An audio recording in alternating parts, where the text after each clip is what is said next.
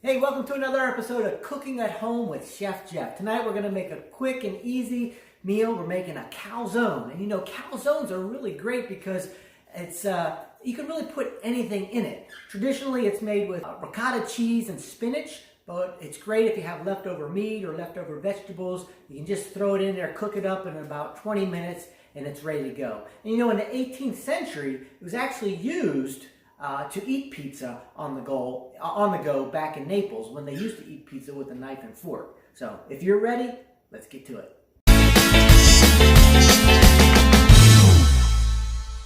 All right, so you can go out and you just get a dough ball that's pre-made at the grocery store. And the first thing you want to do is you want to cut it in half.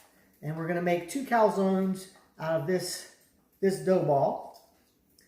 And once you cut that in half, you want to get some flour. You want to make sure that it's not too sticky. And then you want to start to stretch it out. And this is called kneading the dough. And you take your hands like this and you just start pressing the air out of it. And as you will see, it will start to get larger.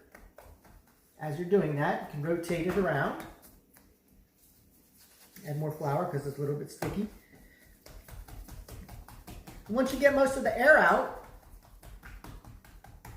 you can then take your knuckles, you'll have them like this. You're going to pick up the dough and you can just slowly stretch. And you want to keep it obviously in a half moon shape.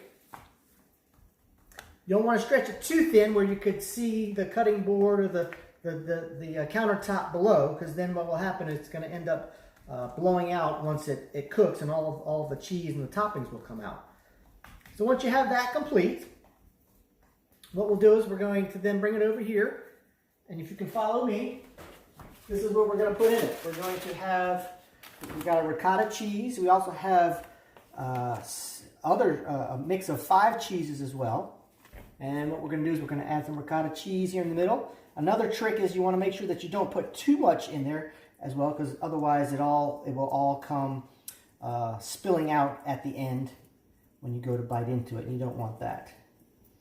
So we got a ricotta cheese. You want to place it throughout, leaving enough at the edge so when we flip this over, you'll be able to seal that shut. Also going to put some shredded cheese in here as well, make it very cheesy and gooey and delicious. Add some spinach.